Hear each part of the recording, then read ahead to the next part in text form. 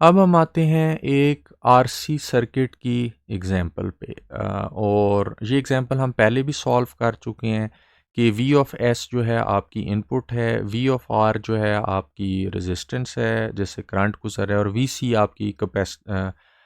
Voltage है जो कि कैपेसिटर के क्रॉस अपीयर हो रही है। So V of S T is equal to V of R T plus V of C T. तो आपकी जो कैपेसिटर के क्रॉस वोल्टेज है वो दैट बिकम्स, अगर इस इक्वेशन को आप रीअरेंज करें, V C of T is equal to V S of T minus V R of T. अब हम ये जानते हैं कि जो आई जो करंट है that is passing through the capacitor, it is equal to C into D V C over D T. ये इक्वेशन आपने पहले इलेक्ट्रॉनिक्स के कोर्स में पढ़ी होगी।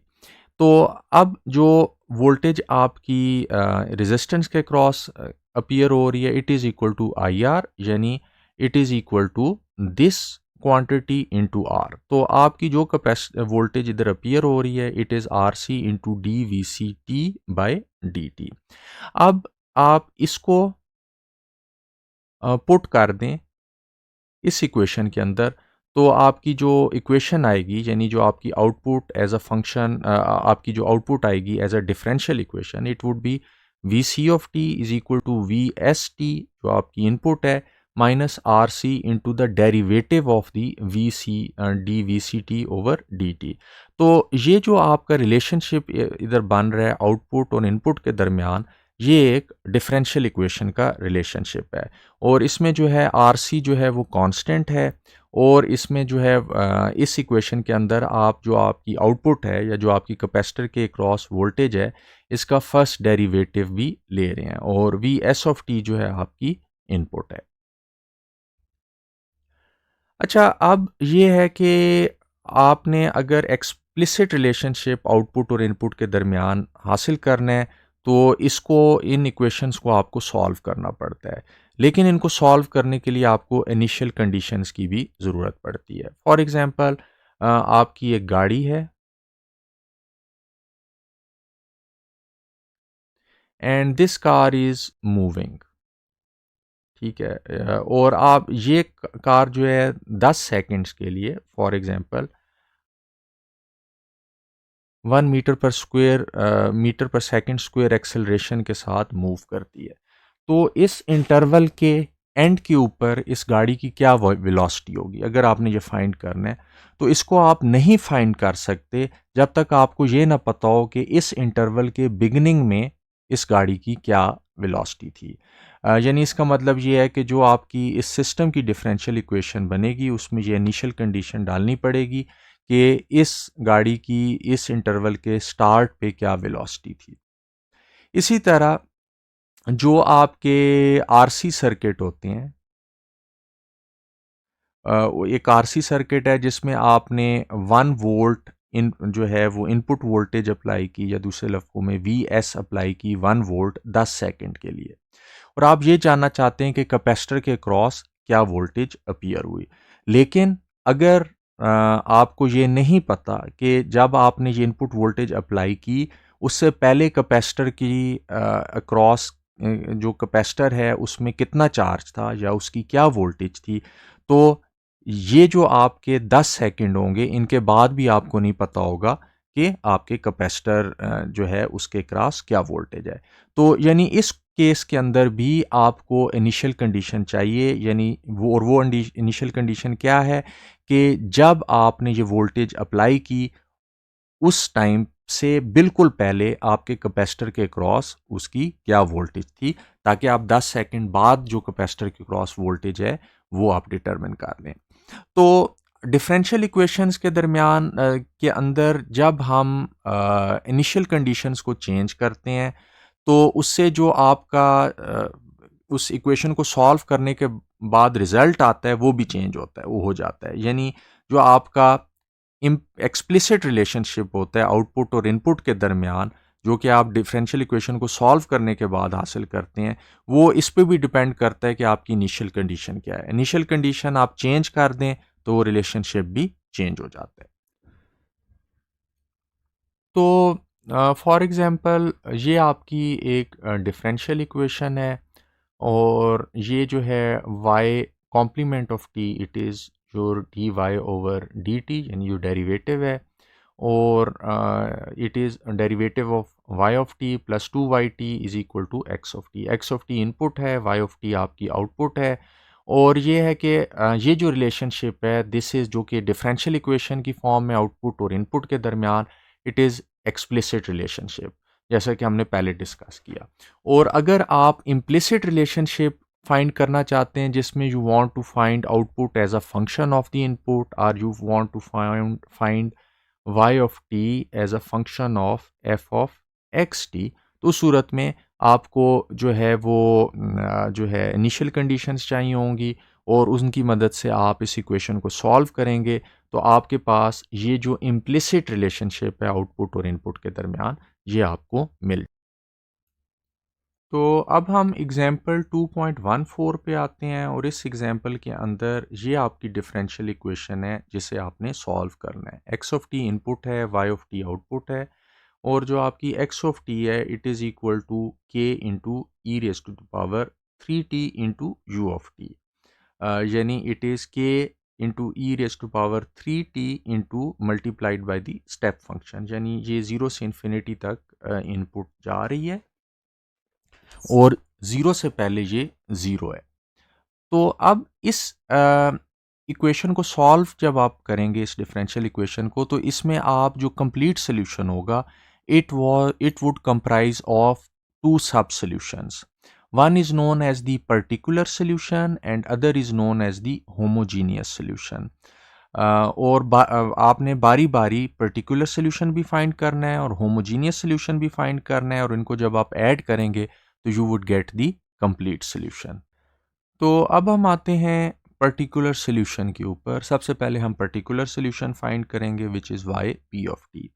और पर्टिकुलर सोल्यूशन फाइंड करने के लिए हम इनपुट को कंसिडर करते हैं, यानी हम जो इनपुट के लिए जो रिस्पॉन्स आता है जो कि फोर्स रिस्पॉन्स होता है उसको आप कंसिडर करते हैं। और अगर आपकी इनपुट जो है it is X of T is equal to K into E raise to power 3t, क्योंकि ये यू ऑफ टी से मल्टीप्लाई हो रहा था, इसलिए वी आर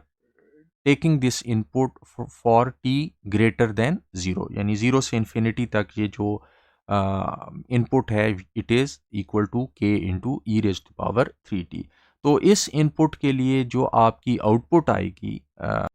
और या उसके लिए जो आपका सोल्यूशन आएगा, जो पर्टिकुलर सोल्यूशन आएगा Y P of T, it would also be in the form of it would be in the same form, it would be y into E raise to the power 3t, यानी E raise to power 3t output में भी आएगा क्योंकि ये input पे भी था, लेकिन ये जो आपका कोफिशिएंट है इसकी वैल्यू जो है वो आपको डिटरमिन करनी पड़ेगी। तो जो आपकी इक्वेशन थी, यानी ये वाली आपकी इक्वेशन थी, तो आप करेंगे ये कि जो आपके पर्टिकुलर सोल्यूशन की फॉर्म है, यानी capital Y into E raise to the power 3t, इसको इस इक्वेशन में y ऑफ t की जगह रिप्लेस कर देंगे। तो जब आप ये करेंगे तो जो आपका जो आपकी रिजल्टिंग इक्वेशन बनेगी it would be the derivative of the particular solution plus 2y into the particular solution is equal to the input k into e raised to the power 3t। अब जो particular solution था that was equal to y into 3t, इस form का था, तो उसका जो derivative होगा उसमें 3 बाहर आ जाएगा तो it would be in this form. तो ये जो है इसका डेरिवेटिव हो गया। तो अब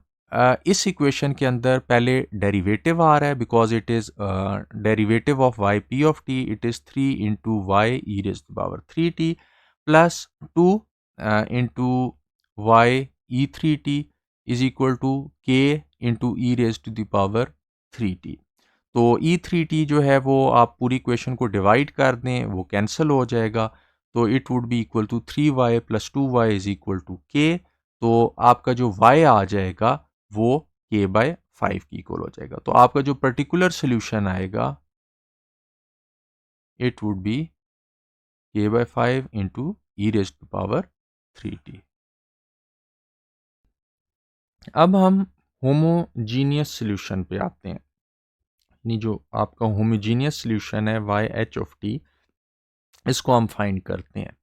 और होमोजीनियस सॉल्यूशन फाइंड करने के लिए हम इनपुट को कंसीडर नहीं करते बल्कि इनपुट को एज ज़ीरो सेट कर देते हैं। तो आपकी जो रिजल्टिंग डिफरेंशियल इक्वेशन बनेगी, it would be the derivative of Y of T plus 2yt is equal to zero. तो आपका जो होमोजीनियस सॉल्यूशन है, इसकी जो फॉर्म होगी ये भी इनपुट से मिलती जुलती होगी, क्योंकि इनपुट में हमने देखा था कि जो आपकी फॉर्म थी वो it was E3 of T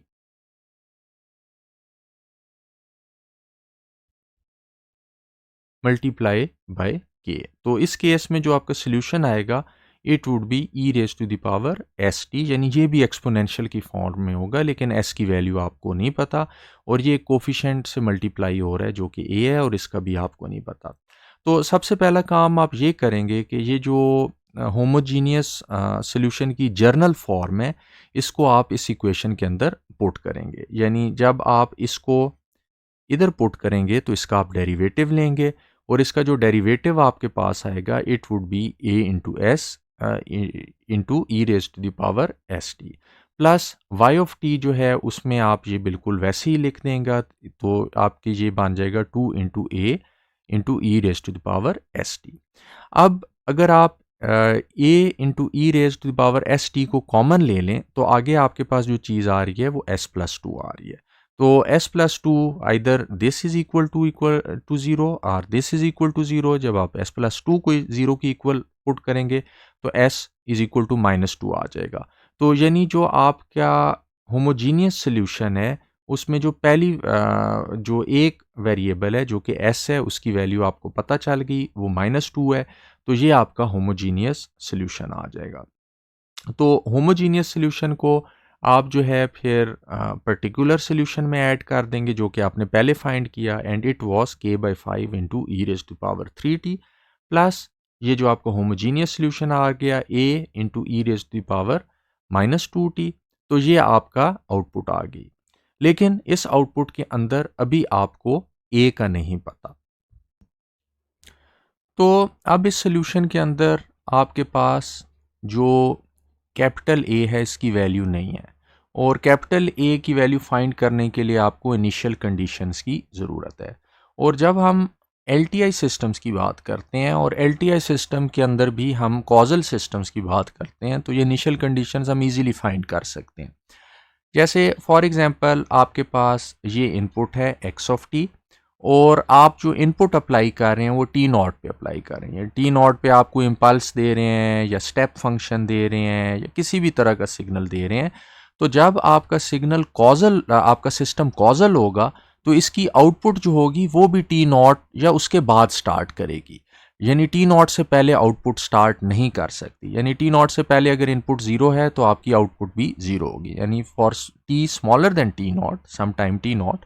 आपकी अगर इनपुट ज़ीरो है तो आपकी आउटपुट भी ज़ीरो होगी। यानी आपने इनिशियल रेस्ट कंडीशन अज्यूम की है। यानी आपकी कोई गाड़ी है जिसमें आपने गाड़ी की वेलोसिटी फाइंड करनी है, तो इनिशियली आप ये अज्यूम कर रहे हैं कि वो गाड़ी रेस्ट पे है। या अगर आपका आरसी सर्किट है तो उसके अंदर आप ये अज्यूम कर रहे हैं कि आपका जो कैपेसिटर है इनिशियली वो डिस्चार्ज है। अब यहाँ भी हम कॉजेलिटी लेते हैं और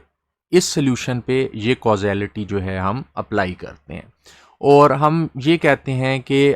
for T smaller than zero, यानी ज़ीरो से पहले आपकी इनपुट ज़ीरो है, एक्स ऑफ टी ज़ीरो है, तो आपकी आउटपुट भी ज़ीरो होगी। तो यानी T is equal to zero पे जब आपने इनपुट अप्लाई की तो उससे थोड़ा सा पहले जो आपकी आउटपुट है वो ज़ीरो है, यानी इनिशियल रेस्ट कंडीशन है। तो आपने y ऑफ t जो है वो ज़ीरो पुट कर दी, और जो स्मॉल t की वैल्यू भी ज़ीरो आपने पुट की, क्योंकि यहाँ पे आप इनिशियल कंडीशन की बात कर रहे हैं और t is equal to zero पे आपका जो है आप इनिशियल रेस्ट अज्यूम कर रहे हैं, तो यानी ज़ीरो से बिल्कुल थोड़ा पहले से। तो t आपने यहाँ पे ज़ीरो पुट कर दिया, तो आपके पास ये जो आया zero is equal to a plus K over 5 आया, और a is equal to minus K by 5 आ गया। अब for t greater than zero, यानी ज़ीरो के बाद जो आपका t होगा, तो आप इस इक्वेशन के अंदर k की वैल्यू -k/5 पुट कर देंगे तो आपके पास ये पूरे का पूरा सोल्यूशन आ जाएगा that doesn't has any unknown constant. तो ये आपकी आउटपुट आ जाएगी, लेकिन ये जो आउटपुट है it is for t greater then 0, यानी जब आप 0 के बाद आपकी ये वाली आउटपुट आएगी। लेकिन फॉर t लेस देन 0 आपकी चूंकि इनपुट 0 है तो आउटपुट 0 होगी। तो इसलिए अगर y ऑफ t को आप ये जो y ऑफ t है इसको स्टेप फंक्शन से मल्टीप्लाई करें तो इसमें दोनों कंडीशंस आ जाएंगी, यानी इसमें t स्मॉलर देन 0 वाली कंडीशन भी आ जाएगी और t ग्रेटर देन 0 वाली कंडीशन भी आ जाएगी। यानी फॉर t स्मॉलर देन 0 जो आपका y ऑफ t होगा वो 0 होगा, लेकिन उसके बाद जो है आपका जो y ऑफ t होगा चूंकि ये एक स्टेप फंक्शन से मल्टीप्लाई हो रहा है तो that would be step function multiplied by k/5 into e rays power 3t minus e rays power 2t। तो जो इस तरह की उस तरह की जो है वो शेप बन जाएगी जो इस इक्वेशन की शेप है। So, summarizing, in this course we are going to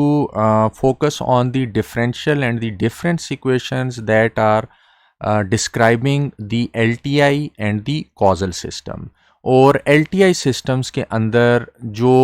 आपके causal systems होते हैं उनके अंदर आप initial rest assume करते हैं, और इस condition के तहत आप जो आपकी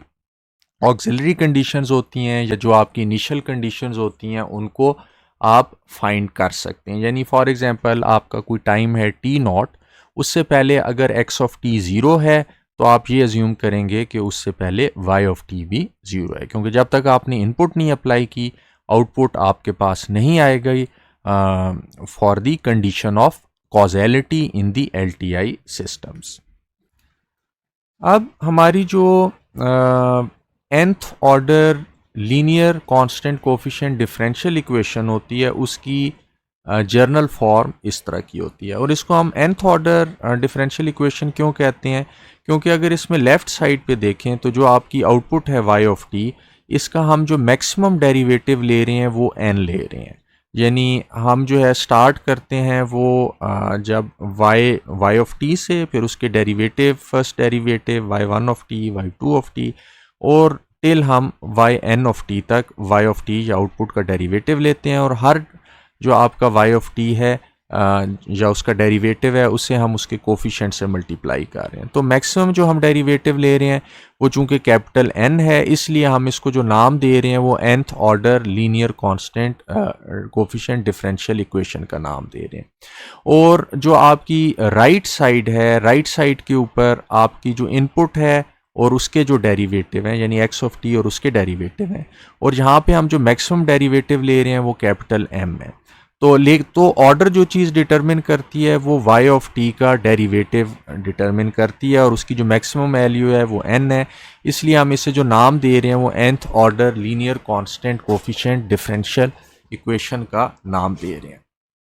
अब जब कैपिटल N की वैल्यू 1 या उससे ज़्यादा हो तो उस सूरत में जो हम सोल्यूशन डिटरमिन करते हैं उसमें हमें दो सोल्यूशन निकालने पड़ते हैं। एक हमारा पर्टिकुलर सोल्यूशन होता है जिसके अंदर हम इनपुट को भी कंसिडर करते हैं, और एक हमारा नेचुरल रिस्पॉन्स होता है या होमोजीनियस सोल्यूशन होता है जिसके लिए हम इनपुट को 0 पुट कर देते हैं, और हम फिर जो है जो लेफ़्ट साइड पे जो चीज़ है इसका सोल्यूशन निकालते हैं या y ऑफ t निकालते हैं। और ये चीज़ हम पहले कर चुके हैं। अभी जो हमने एग्जांपल की 2.14 उसके अंदर हमने ऐसा ही किया था कि राइट साइड को 0 पुट कर दिया था, और फिर हमने जो नेचुरल रिस्पॉन्स है या जो होमोजीनियस सोल्यूशन है उसको डिटरमिन किया था।